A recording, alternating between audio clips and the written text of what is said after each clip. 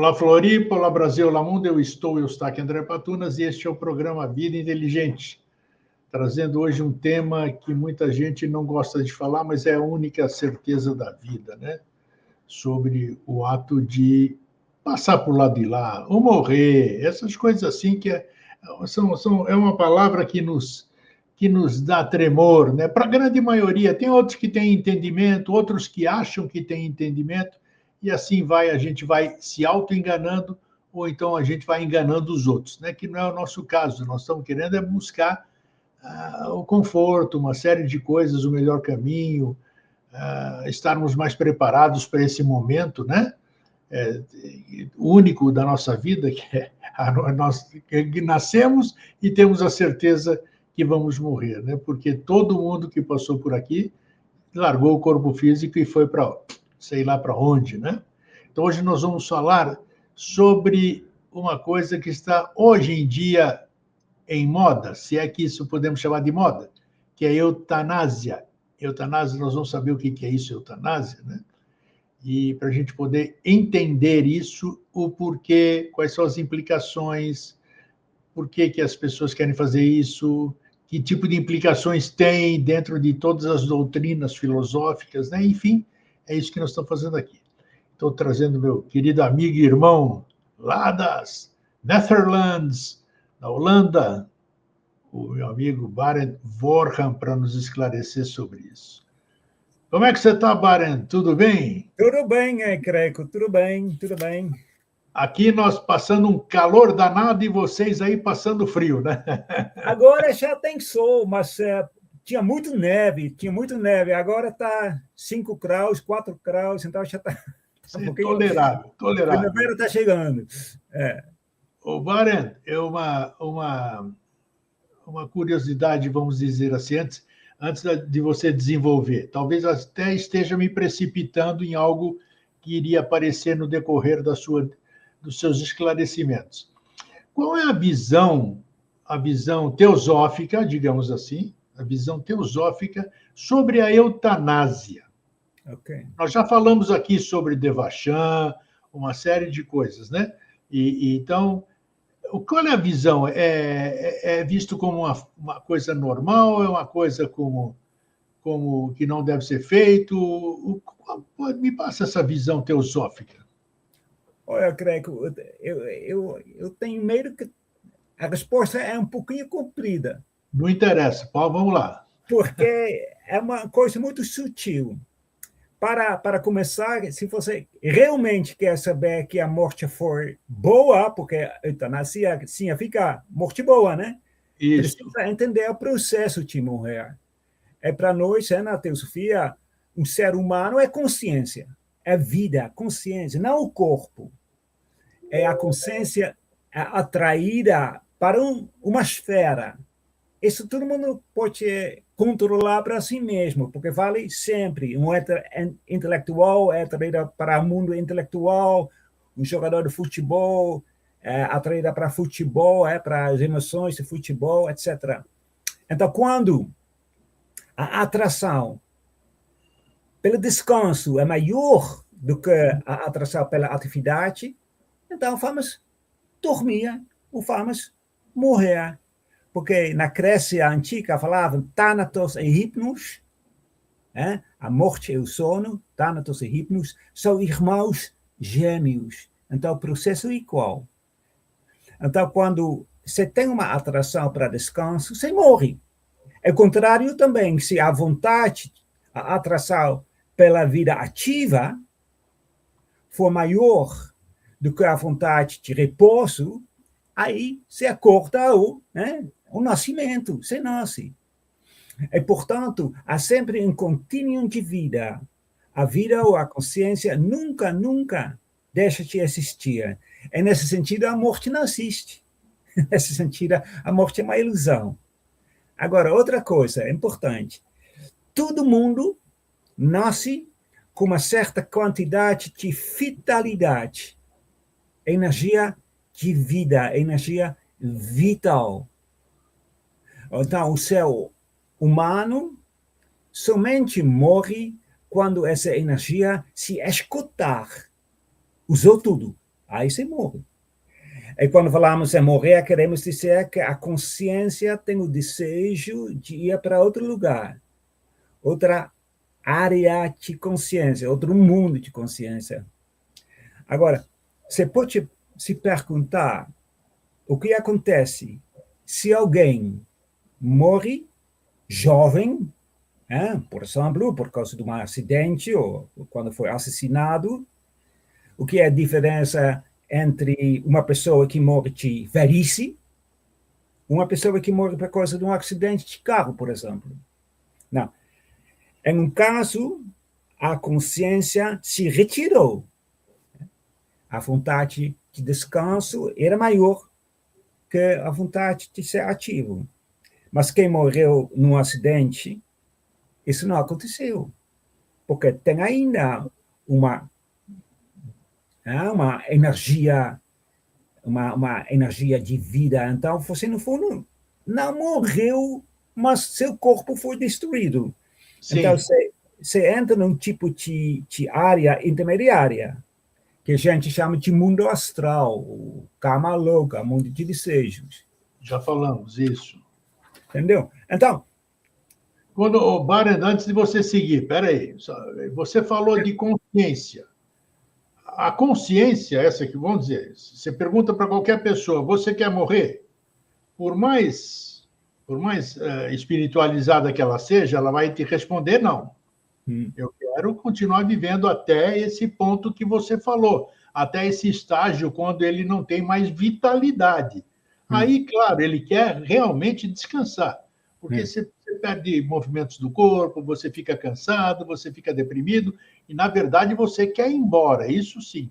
Essa consciência é consciência mesmo, ou a gente pode dar outro nome? Só queria esclarecer sobre essa coisa, porque muitas pessoas dizem, precisa adquirir consciência. Agora você fala dessa consciência.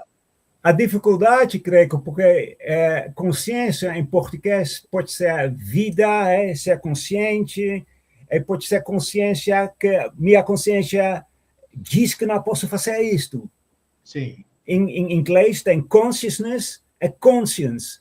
É uma coisa diferente. Quando a gente aqui agora está falando de consciência, quer dizer vida, energia vital, vida. Tá. Entendeu? Então, a vida, você mesmo pode falar alma, pode falar espírito, mas a palavra é que tem uma coisa que existe, que a gente chama de consciência, ou de vida, ou de alma, né? Qualquer nome serve. Mas essa consciência, ele tem aquela atração para, quando se quer morrer, um morte natural, para descansar, mudar de estado de consciência.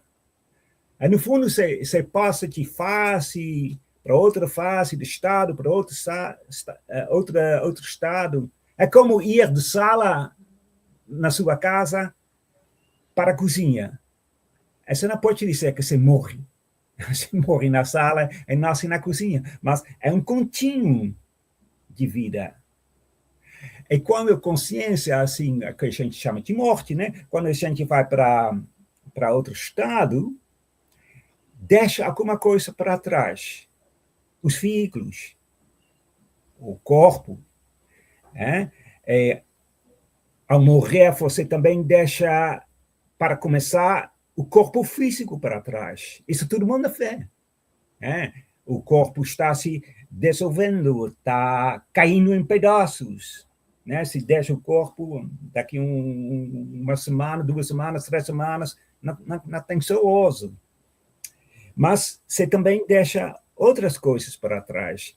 Você deixa para trás os seus sentimentos, emoções, desejos inferiores, que formam um corpo, um veículo também, kama-rupa, o corpo de desejo. Você fica num mundo que chama-se kama loka, a partir da luz astral, o mundo de desejos. Quanto tempo você permanece lá, depende, né? Se tive muita quantidade de desejos na sua vida, que você nutria muito seus desejos na sua vida, você fica mais tempo, né? Mas para a maioria das pessoas que não são muito boas e não são muito más, isso leva àquele estado de cama louca alguns dias, semanas, até meses. É, no entanto, um caso raríssimo, uma pessoa muito, realmente mal, né? Tem muito poucos, felizmente, mas realmente mal, pode ficar lá até a próxima encarnação. Mas, mais uma vez, para a maioria das pessoas, é um estado meio consciente, meio inconsciente. Pode comparar com um passageiro num trem que está cochilando, e de vez em quando ele olha pela janela, observa vagamente a paisagem e depois vai dormir de novo. Sim. E mais uma coisa, eu tenho que falar tudo isso para entender o que é a eutanásia, né? Fala tudo. E você nunca encontra alguma coisa que não é de si mesmo. Quer dizer, você sempre, mesmo após a morte, você é você mesmo. Você não encontrará desejos do seu vizinho, ou do seu pai, ou da sua mulher. Não, você encontra a si mesmo, sempre. Então, no fundo, não precisa ter medo de nada, porque nunca vai encontrar alguma coisa que não vem de você mesmo. Agora, antes de você seguir, peraí, você falou agora no começo da nossa conversa sobre essa questão do jovem, né? Nós estamos falando, isso que você acabou de dizer, se eu for embora, você for embora, embora a gente não aceite, digamos assim, a gente tem um certo nível de consciência. Opa, eu não tenho mais corpo, eu acho que eu morri. Aí eu vou me acostumar com aquela coisa, né? E o jovem que você acabou de dizer, que perde a vida num acidente, com toda aquela vitalidade, como é que é essa adaptação, Barend? Ok, a diferença entre alguém que morre de morte natural, vamos, de velhice, isso acontece, alguém que morre, por exemplo, que sofre um acidente de carro, é que aquele último, quer dizer, aquele que sofreu um acidente e morre, permanece muito mais tempo naquela região astral, naquela mundo astral, mas inconscientemente. É um sono sem sonhos. Ele permanece lá até a sua energia vital se esgote. Portanto, suponha que ele sofreu um acidente de carro, vamos supor, de 40 anos. Ele suponha que tem a energia vital para 80 anos. Então, ele permanecerá nesse estado astral, naquele mundo de cama louca, por 40 anos. 40 anos no sono sem sonhos. Né? Então, sem considerar isso, você está falando que não existe morte programada. Vamos falar de morte. Um acidente é uma coisa não programada, porque uma coisa anatural. Não é natural, porque a morte natural é quando você realmente, realmente você não tem mais energia vital. Aí você morre. Porque, veja, a gente tem na cabeça, a gente vive nessa vida no meio de N doutrinas, né? N filosofias e tudo. Então, diz que um veio mancando porque fez isso numa vida passada, outro fez isso, aquilo lá. Um volta aí para viver uma semana porque era uma semana que ele antecipou a morte dele, não sei o quê. Então, quer dizer, é bom a gente esclarecer isso aqui. Não existe, então, fora o natural, não existe nada programado. Eu vou morrer num acidente. Não existe isso. Olha, claro, tem karma, né? Quer dizer, por uma causa no passado, uma desarmonia, cuidado, não julga nunca, mas por uma desarmonia, vamos supor, você tem um acidente, pode ser até um avião que cai. Sim, e aí? Aí você sempre vê, quer dizer, muitas vezes você vê um avião que caiu e cento e tantas pessoas morreram, mas um sobreviveu. Da Índia, Karma, né? Mas, então, no fundo, para aqueles que ficam, claro, é triste, muito triste, mas aqueles que morrem, eles ficam num sono sem sonhos até aquela energia vital acabou, e eles continuam o processo de morrer. Mas aqueles que se suicidam, ou aquele que sofreu a pena de morte, são casos diferentes. É quando você fica em frente de um pelotão de fogo ou na cadeira elétrica, que existe ainda nos Estados Unidos, quer dizer, a pena da morte, ou aquele que se suicide, aí você morre conscientemente. Então, no fundo, a mesma coisa acontece, e você também tem que permanecer naquele estado astral até que acabou a energia vital, mas a diferença com aquele que sofre um acidente de carro é que você fica consciente. Você fica consciente. Então, não um sono sem sonhos, mas um sono com muitos sonhos. Sonhos não muito, muito legais. Você repete continuamente os últimos pensamentos de sua vida. É como um pesadelo que se repete sem parar. Entendeu? Até que aquela energia vital, né, termina, aí o processo de morte continua. Quer dizer, sempre tem um fim, mas não é um estado legal. Imagina que um pesadelo que se repete. Agora, também cuidado, porque cada caso é diferente. É necessário considerar isso com muita sutileza, pois cada pessoa leva consigo seus próprios pensamentos. Os próprios pensamentos não estão reais. Então, suponha, caso ruim, um político que suponha que ele seja preso ou que seja pego por corrupção, suponha que ele tenha que ir para a cadeia, ele fica com tanta vergonha que ele cometa suicídio. Sim. É um outro caso que alguém que comete suicídio em uma ditadura cruel porque tem medo de trair seus companheiros se for torturado. Seus últimos pensamentos podem estar cheios de amor pelos seus entes queridos.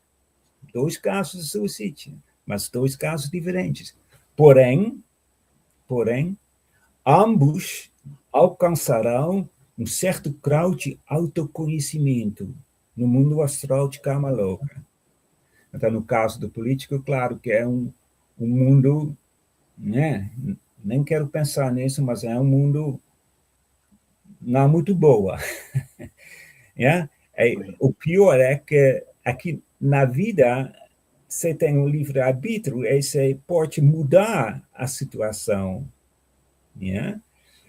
Enquanto no mundo após a morte, você não tem aquela possibilidade. Então, você tem que ficar lá, consciente, ou meio consciente, o dependente, tudo da pessoa mesmo, até que aquela energia vital se escorte. Então, no caso da eutanásia, Sim. no fundo, a eutanásia também é um tipo de suicídio, não é? Essa que é a grande questão, e principalmente nos dias de hoje, está muito em moda, se é que a gente pode chamar isso de moda, né?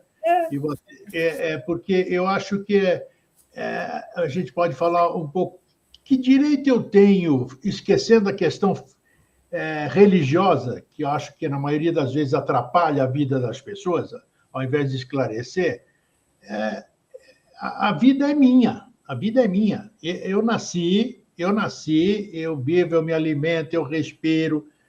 A vida é minha. eu acho que eu tenho domínio sobre a minha vida. Se eu quiser pular de um prédio, se eu quiser fazer isso, se eu quiser me matar fumando, tudo isso aqui, é um direito que eu tenho. Então, do mesmo direito que eu tenho de viver, eu tenho o direito de morrer. Estão falando de uma questão lógica, né? Sem entrar em filosofia nenhuma. Né? A política aqui na Holanda também, na Holanda é liberado, né? Olha, tá é liberado. Mas se basearam no quê, Barent? Isso é um país inteligente, vamos dizer. Exatamente como você diz, é liberado porque liberdade, você tem a liberdade de morrer, mas aqui na Holanda tem você tem que sofrer sem saída, sabe? Sim, doença terminal, sofrimento. Sofrimento terminal, por exemplo. Mas isso também é uma escada descendente, né? Porque quando começa, quando acaba. Mas, olha, eu posso até entender, eu compreendo que a dor pode ser muito, muito intenso, muitíssimo intenso, né? E acho também que devemos fazer tudo para aliviar essa dor. Claro. Mas, embora o sofrimento possa ser muito intenso, pelo menos você tem o livre-arbítrio para agir. O que não ocorre após a morte. Então, o sofrimento pode ser muito intenso na Terra, mas se você acaba sua vida antes da hora, antes de usar a energia vital, você fica, ao mesmo tempo que você ia sofrer na Terra, você faz sofrer no mundo astral, que é pior, porque lá não tem livre-arbítrio, lá tudo, o processo se desenrola automaticamente. Os estados após a morte são passivos. Sua consciência automaticamente atrairá para a característica que combina com você. Então, se você realmente tem dor e você pergunta ao seu médico para acabar com sua vida, né, que chama de eutanásia, o tempo que você ia ficar aqui na Terra, né, sofrendo, você vai sofrer mais após da morte. E o problema que causou que você chegou naquela situação não foi resolvido. Então, na outra vida, você vai enfrentar o mesmo problema. Então, a teosofia nunca diz você tem que fazer isso, você tem que fazer isto. Realmente, livre-arbítrio, todo mundo tem a liberdade de fazer o que ele quer. Então, eu não estou dizendo que um governo teosofia não mexe com política, não estou dizendo que o governo tem que proibir ou permitir a eutanásia, mas a teosofia dá informação sobre a morte. Aí todo mundo pode escolher. Mas se você pensa que a morte acaba com seu sofrimento, meu querido amigo, eu ia dizer para ele, isso não é verdade. O sofrimento continua e vai ser até pior. Além disso, olha, como você diz, quando a eutanásia é aceita, uma coisa normal, no começo é só com aqueles que têm câncer, que não pode curar, etc. Mas agora já aquelas pessoas que sofrem porque não têm mais vontade de viver, estão cansados de viver. Até jovens que pedem eutanásia porque estão sofrendo psicologicamente. Então tem uma escada, né? Um certo momento a gente desaprende de viver conforme a natureza. A eutanásia se torna uma prática comum, sem ter a sabedoria para saber se for bom ou não. Você me lembrou aqui uma coisa, vamos dizer, que no reino animal, né? Não sei se é águia, uma ave que vai muito alto, quando ela chega num determinado estado de vitalidade, como você falou no começo, ela sobe o mais alto que ela pode, ela fecha as asas e desce. Então, é uma espécie de eutanásia, não é? Quer dizer, ela se esvaiu e ela tem o direito de ir até lá em cima, fechar as asas, e eu acho que ninguém vai condená-la, né? Ah, mas grego é o mundo animal, não sei o quê. Se nós somos todos um, se nós estamos todos no mesmo lugar, assim, nós somos regidos pelas mesmas leis, acredito eu, né? Então, só que o ser humano, em geral, não tem a sabedoria, não. Por exemplo, agora você está... eu espero, mas eu acho que você está bem com saúde e tudo, né? Agora você pode dizer, quando eu estou demente, por exemplo, ou quando eu não posso mais andar, estou na cadeira de roda, eu quero morrer. Mas você não pode dizer isso, não. Você não pode, porque você não sabe como você se sente quando você está na cadeira de roda. E você não sabe por que você está na fase de ficar demente. Você não sabe disso. Então, nós temos que aceitar também a nossa ignorância em relação com muitas coisas. Aqui na Holanda, eles fizeram pesquisas sobre pessoas que estão na cadeira de roda, são surdos, só com os olhos eles podem comunicar de uma maneira muito, muito sutil. É perguntarem a eles, dá um número na sua vida, de 1 até 10. Quase tudo 7, 8, 9. Quer dizer, para mim seria um inferno. Mas eu não posso julgar para outro. Perfeito. Então, você não sabe que realmente... Eu não posso dizer, quando eu não posso mais fazer isso, demente, tenho que usar fralda, aí eu quero... Não pode. Além disso, quando você acredita em karma, você sabe que tudo tem uma consequência. Quando você termina as lições da vida, aí você vai ter que passar por a mesma fase na outra vida. Tem uma ideia importante, especialmente à luz da reencarnação.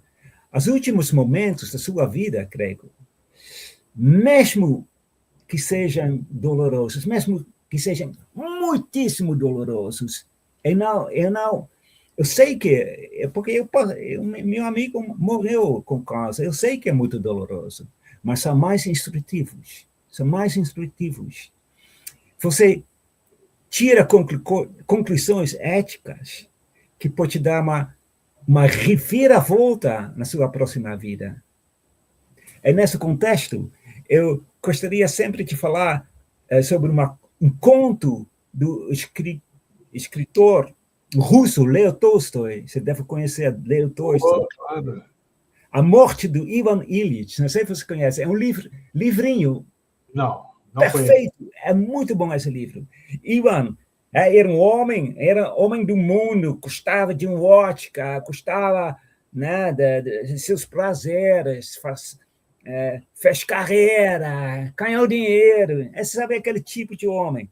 Mas, de repente, adoeceu. Aí ele foi de médico para outro médico, mas ninguém podia curá-lo. E provavelmente era câncer, mas naquela época do Tolstói, né, século XIX, câncer era conhecido, não, mas tudo bem.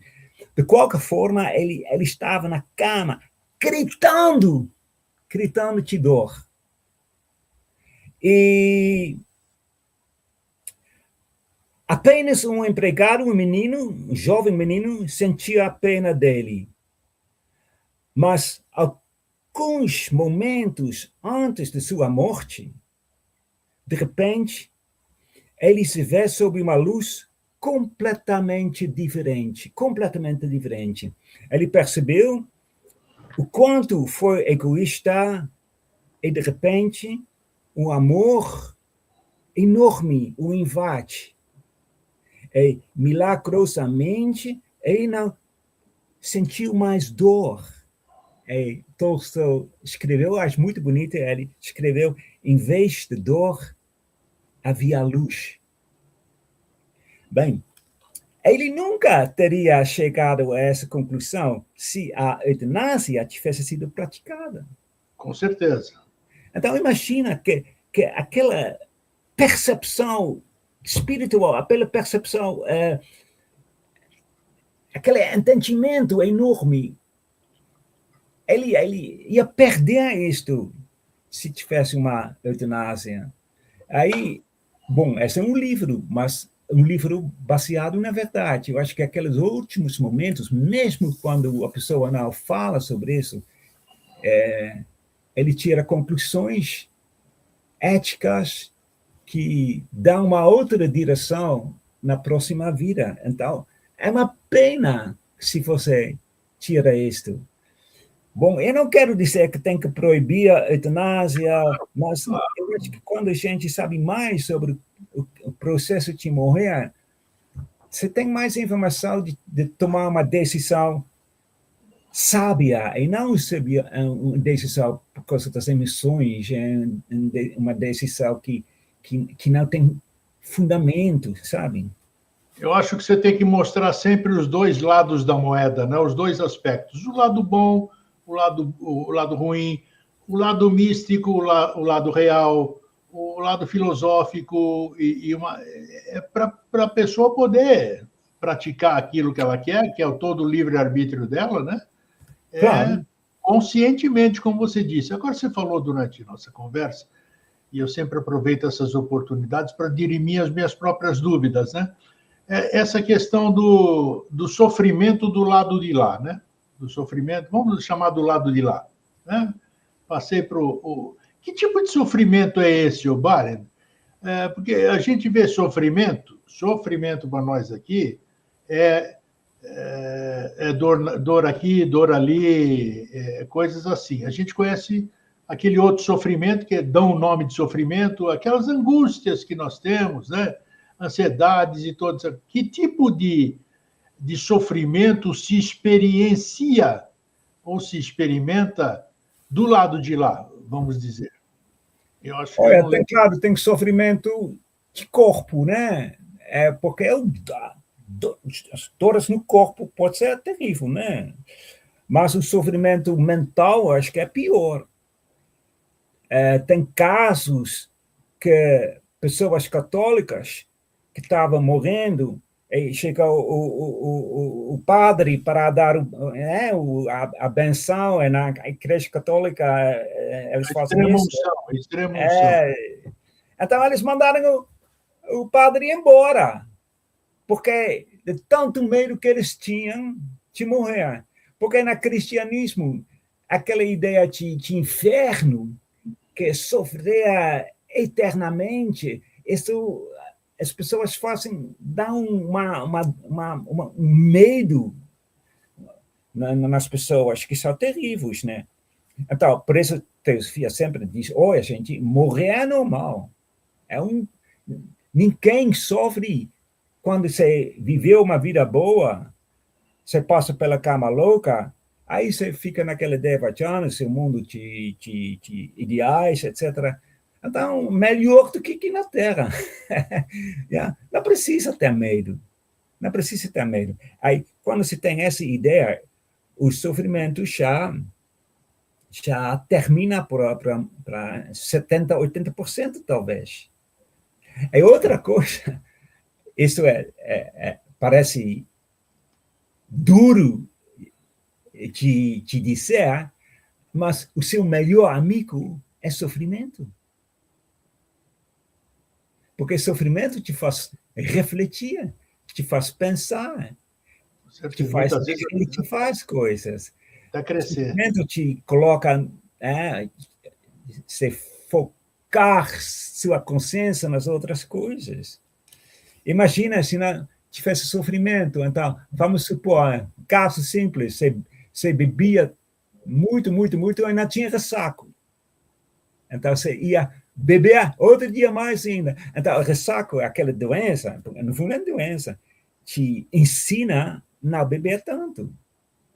É que é um caso simples, claro, mas o sofrimento mostra a você que tinha um tipo de desarmonia e que a harmonia se restabelece, então você pode aprender alguma coisa disso.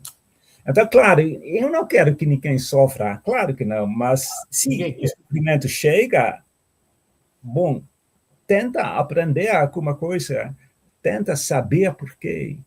E você pode aprender uma lição que, né, porque reencarnação e karma é muito importante. Sem reencarnação e karma, eu acho que ninguém vai poder responder as perguntas que ele tem. Você falou, eu tinha lido aqui sobre a possibilidade, na verdade é uma interrogação, né? Mas como não tinha resposta, a gente pode ver a eutanásia como um benefício ou não? Não, eu acho que não. Eu acho que numa sociedade onde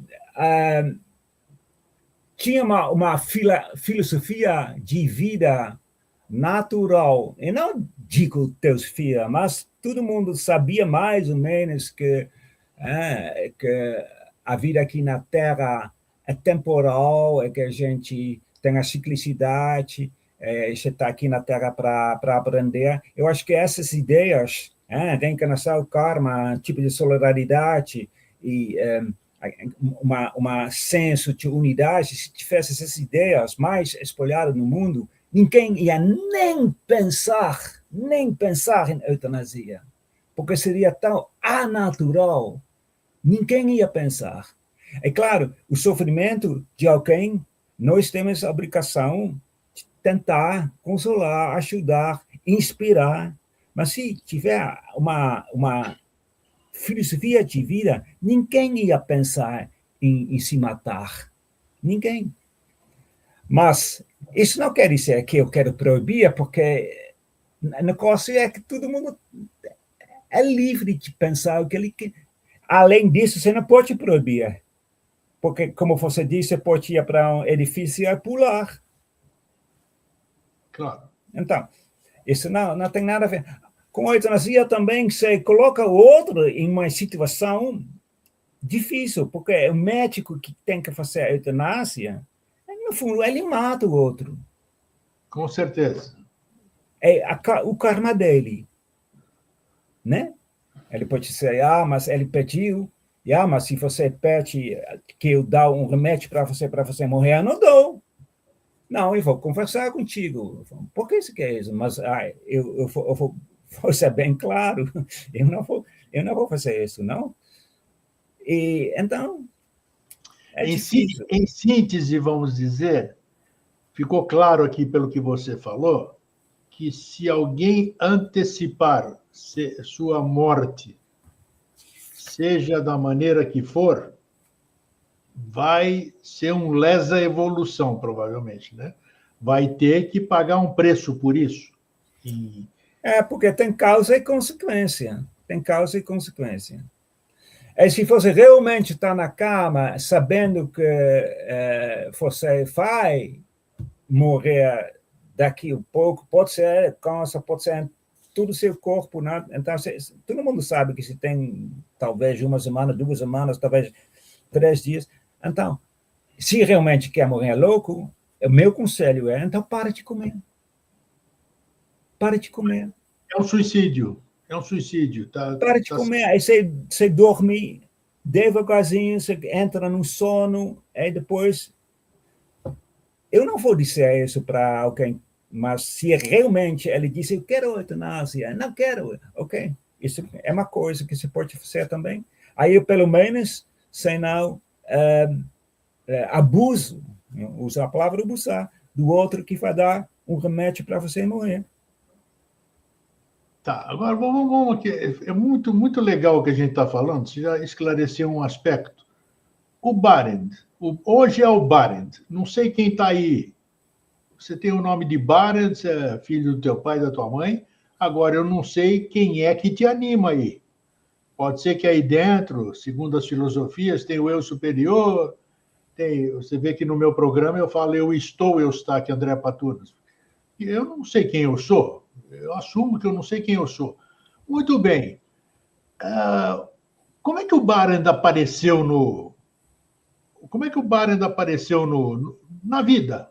Na vida. Quem é que criou o Barend, vamos dizer?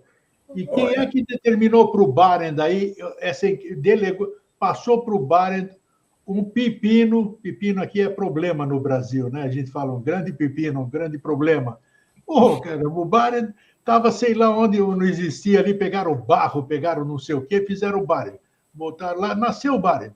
E a partir daí o Barend está sujeito a uma série de determinações, de coisas que chamam de livre-arbítrio, mas que não é livre-arbítrio nenhum.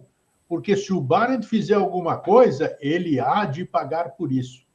Então, vamos ver. Vai, o processo contrário, fala. Não, num certo sentido, o livre-arbítrio é limitado. Porque se eu quisesse ir para a Lua, não podia. Quer dizer, é limitado porque a minha sabedoria, o meu conhecimento é limitado. Então, um Buda tem um livre-arbítrio maior do que eu, porque sabe mais, pode escolher entre mais coisas. Mas, olha, mesmo assim, eu posso entender que a consciência, né? Consciência, ele coopera com muitos outros seres, outras monadas, outros seres, com os átomos do meu corpo, que são seres, com a família, os meus pais, os meus irmãos, os vizinhos, colegas, tem uma cooperação. Então, em um certo momento, eu deixo aquela cooperação e eu coopero com outros seres que estão na Kamaloka ou Devachan. Então, eu mesmo que tenho aquela atração. Quando você coloca uma imã, aí tem ferro, automaticamente o ferro vai para... Então, eu tenho a força magnética, eu sou uma imã. Então, quando eu descansei, eu acordo. Quer dizer, eu vou formar a minha personalidade de novo, o meu corpo, com a ajuda dos meus pais, porque sozinho não consigo, né? Mas aí eu sou o mesmo. Mas eu cresci, porque tomara que eu aprendi alguma coisa aqui na vida, então na outra vida eu sou uma pessoa que parece, claro, com o que eu sou agora, porque eu não aprendi tanto que eu sou totalmente diferente, mas eu sou um pouquinho mais sábio. E você também, é todo mundo. Então, no fundo, está tudo nas nossas mãos. Está tudo nas nossas mãos. Automaticamente, nós vamos morrer, vamos descansar, e automaticamente, dependendo quem nós somos, nós voltamos e nós... amor e ódio são as forças que ligam, né? Então, amor e ódio são aquelas forças que te fazem nascer no Brasil, no Grécia, na Holanda, ou sei lá onde, ou com sua família, com seus colegas, tudo isso tem uma atração em mim, em você. E você sempre está onde você precisa ser. Você é sempre aquele ser que você se criou. Eu sou o meu criador, não Deus. Eu sou o meu criador. E se eu não estou satisfeito comigo mesmo, que às vezes eu estou realmente, então eu não posso culpar ninguém. Eu tenho que culpar a mim mesmo. Então, se eu culpar a mim mesmo, eu tenho livre-arbítrio, eu tenho a possibilidade de melhorar. Eu concordo isso aqui, porque eu penso assim também, né? Uma das citações que Jesus teria dito, né? Jesus teria dito: eu sou o caminho, a verdade e a vida, ninguém vai ao Pai por mim. Então, o eu sou quis dizer, é o que você acabou de dizer agora, como você acabou de dizer, eu sou, eu que determino, eu que tenho pés e mãos, eu dentro do meu livre-arbítrio, no meu pseudo-livre-arbítrio, é que vou saber para onde eu vou, né? Então, não é ninguém por mim, não vai ser nenhum salvador, nem coisa nenhuma. o caminho é trilhado única e exclusivamente por mim. É o que você acabou de dizer em outras palavras aí também, né? Sozinho. Tem uma coisa que a gente não falou ainda não, porque mas também tem uma relação com Morrer. Acho que na outra vez nós falamos sobre isso, a visão panorâmica. Logo após o último batimento cardíaco, né, o coração para de bater, o moribundo vê todos os acontecimentos de sua vida passando como um tipo de défilé. Desde o primeiro pensamento, quando tinha, vamos supor, 2 anos, 3 anos, até o último pensamento antes da morte. Ele percebe quais causas levarem a quais consequências. Ele percebe porque ele nasceu em determinada família e por que a mulher divorciou dele quando tinha 40 anos, etc, etc, etc. Ele sabe disso, porque ele vê isso numa luz clara, porque, no fundo, ele parece que ele está vendo um filme de sua própria personalidade. Milésimos de segundos, a vida inteira em milésimos de segundos, né? E quando ele pode, quer dizer, todo mundo que morre, até um demente, até um idiota, até que fica, todo mundo tem isso. Por isso a gente sempre fala, silêncio na sala mortuária. Silêncio, deixa o falecido em paz por algumas horas, 3, 4, 5 horas, e fique chorar, porque o que está acontecendo é uma lição importantíssima. Quer dizer, ele vê as coisas, pode tirar suas conclusões em outra vida, entendeu? Ele volta mais sábio. No então, quer dizer, não é só enquanto ele está respirando ainda, é depois também. Depois também começa, em geral, quando o coração para de bater, ou uns momentos antes, já está começando, às vezes, dias antes. Aqueles velhos que falam de juventude não sabem que agora o que está acontecendo no mundo de hoje, mas sabem sim quando eles tinham 3, 4 anos. Aí, quando realmente se morre, porque a consciência se retira para o que a gente chama de ego reencarnante, e se olha para a sua vida como se fosse outra pessoa. Então, você vê tudo muito mais claro, você vê isso numa luz clara, porque você não se identifica com aquela personalidade. Quer dizer, quando você morre, você olha para a sua vida, você não se identifica. Eu não me identifico com o bar, não, estou olhando como se fosse um filme, aí eu posso tirar conclusões. Aí fiz isto, porque eu fiz isto quando tinha 60 anos, isso aconteceu porque pode ser que eu vejo até na vida, vida que fiz um vida atrás, e olha, porque eu fiz isso agora eu nasci lá. Então, importantíssimo, você vê tudo numa luz bem clara. Então, todo mundo tem a possibilidade de crescer. Deve ser um momento muito complicado, né? Você se defrontar com você mesmo, com tudo aquilo que você foi, com as suas memórias passadas, tudo isso aqui, deve ser um grande choque. Mas creio, porque você se identifica não com aquela personalidade, mas você é, por assim dizer, o seu eu superior, seu ego reencarnante, você não tem aquela vergonha, ou se sente arrepiado, não, porque parece um filme. Por isso que você tem a clareza de realmente ver o que aconteceu na sua vida. Quando você vai dormir, esse é um exercício que Pitágoras também ensinou para todos nós. Quando você vai dormir, olha para o dia, o que aconteceu? Não, nasci, eu acordei, fiz isso. Aí esse pensamento foi meio chato. Aí se dorme, você perdoa todo mundo, e quando você faz isso todo dia, aquela visão panorâmica fica mais clara ainda. É um exercício que todo mundo pode fazer. Você cresce na sua consciência quando você tenta fazer isso. Então, em síntese, ninguém tem direito de morrer antes da hora. É isso, né? Na minha opinião, sim. Mas isso não quer dizer que eu quero fazer uma lei. Isso que é política. Mas vamos supor assim, se tivesse sabedoria numa sociedade, ninguém ia nem pensar nisso. É porque a gente mal sabe o conceito de vida, né? Porque é tanta informação, é o que eu sempre defendo, sempre falo, repito.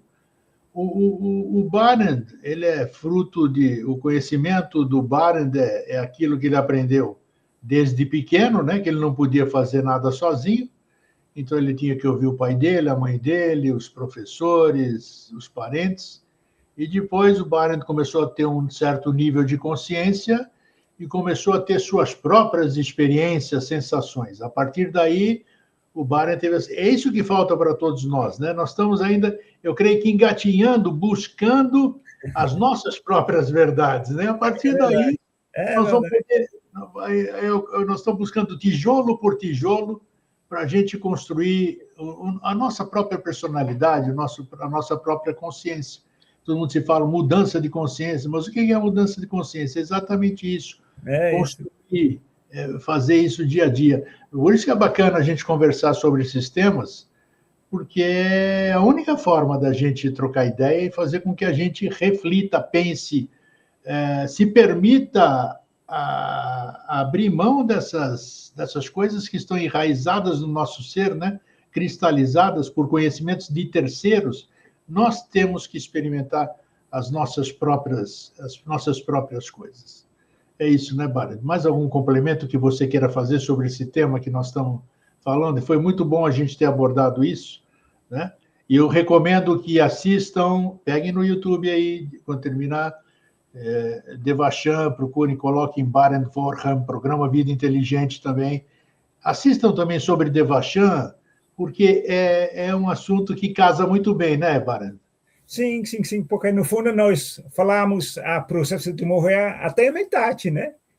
Exatamente, Então, até o Kamaloka, depois tem Devachan, depois tem o processo de nascer de novo, né? O ciclo, tudo.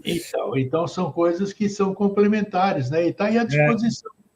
Eu sempre repito, é uma mesa posta, todos estão convidados, coma quem quiser, né? Está aí, só sentar e assistir. Barend, muito obrigado, meu querido. Foi muito bom a gente conversar mais uma vez. E espero que a gente tenha o que a gente mais precisa, né? Saúde, para que a gente possa chegar e ir embora no tempo certo, né, Barend? O tempo certo a hora que esgotar. Aprendendo até o último batimento do coração, né? Perfeito. Sempre crescendo em consciência, sempre mais compassivo também, né? Isso isso aí. É um belo de um aprendizado. É um belo de um aprendizado. Tá bom, é isso que nos motiva, né, Barend? A sede do conhecimento. Fraterno abraço e fica bem, meu querido. Obrigado. Então é isso, ó. Eu tinha feito até uma pesquisa aí, né, sobre o direito de morrer, que é quase igual, é diferente da... Quais são os direitos de um? Que a pessoa tem para morrer ou não, né? Se é que existe direito. Então está aí, hoje está explicado de outra forma, num tema muito mais profundo, eutanásia. Então está aí, espero que você tenha aproveitado bem, reflita, e em cima dessas informações que você ouviu, algo que te despertou curiosidade, vá lá, pesquise. O Google está aí, outros navegadores estão aí para você ir buscar. Tá bom? Fraterno abraço, feliz sempre, até a semana que vem. Tchau.